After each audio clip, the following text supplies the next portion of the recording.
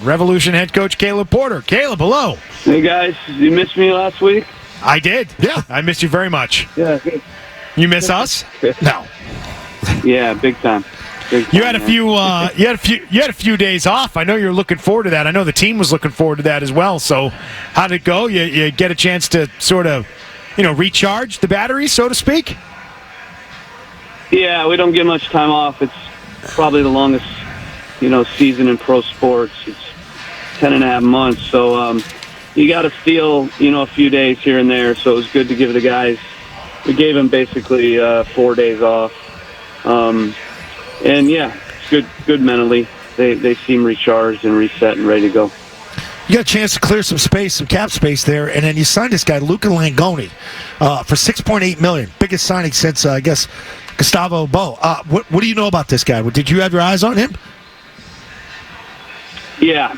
It's always a collaboration when we sign players, and ultimately, the coach needs to sign off, on the deal because they need to fit their game model. And this is a guy that I think will bring a lot of service in the final third, which we're missing. Giacomo Vrioni is a great box striker, but we need a bit more service into him. And Luca's a dynamic player, very good penetrating 1v1 player that will look to stretch and get service into the box. I like his age. Obviously, he's 22. He's young, and he works very hard on both sides of the ball.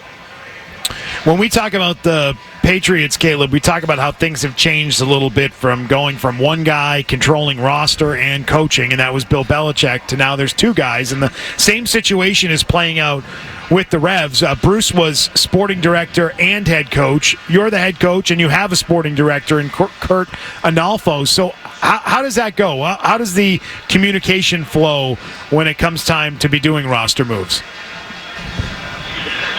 Really well. Kurt and I are very much aligned. I knew that coming in and meeting with him. Obviously, he hired me. So we see the game in a very similar way. I haven't always had that in some of the clubs I've been in. But with Kurt, we just have the same vision for the game, which really helps. So when we're looking for players, we tend to like the same types of players, and we have a similar mindset in terms of how we want to kind of put the pieces together and build the team. Kurt's in a lot of our meetings because I trust him, and it's nice because he can kind of listen to how we're communicating as a coaching staff and some of the, ways that we're game planning, and, that helps. I don't have to, meet randomly with him and try to get him up to speed. He's kind of always around it, so he knows, really day to day and week to week how we're building the team.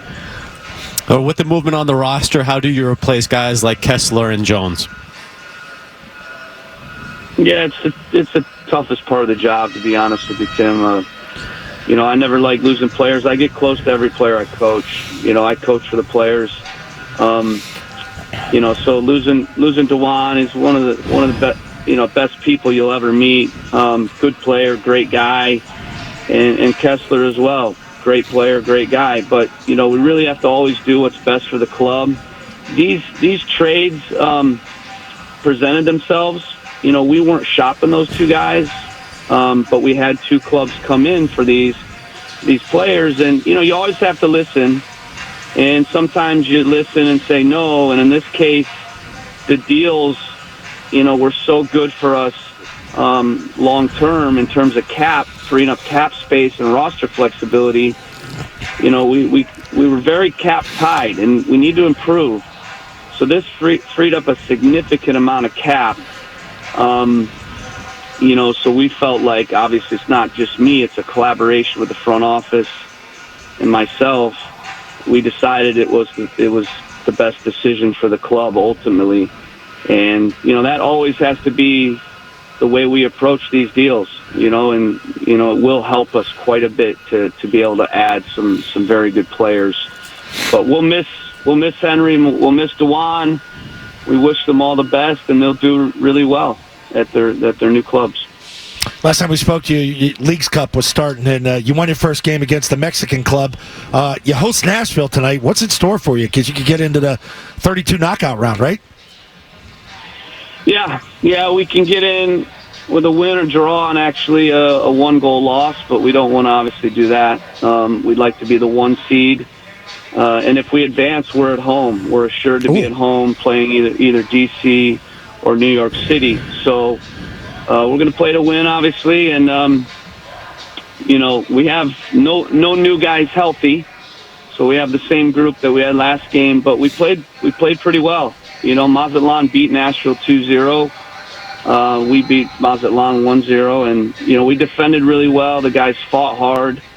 And we've kind of, in the last 2 games, I think, settled on a really good identity for the group that's healthy right now.